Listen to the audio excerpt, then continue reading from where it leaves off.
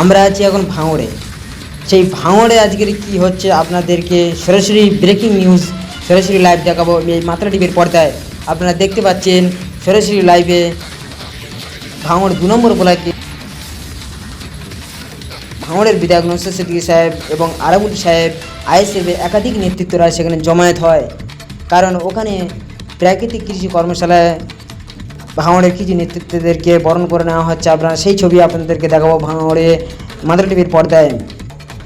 ভাঙড়ে 2 নম্বর ব্লকের প্রাকৃতিক কৃষি কর্মশালায় আপনারা সরাসরি লাইভ দেখতে পাচ্ছেন। ওখানে ভাঙড়ের বিধায়ক নওশাদ সিদ্দিকী এবং আরাবুল সাহেব উপস্থিত হন।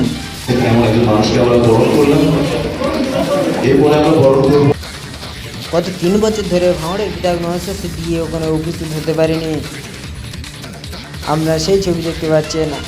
আজ ভাঙড়ের বিধায়ক নওশাদ সিদ্দিকী এবং তার সহকর্মীরা ওখানে সহযোদ্ধারা ওখানে গিয়ে উপস্থিত হয়েছে এবং তাদেরকে বরণ করে নেওয়া হচ্ছে। আপনারা সেই ছবি আপনাদেরকে দেখাবো মাত্রা টিভির পর্দায়।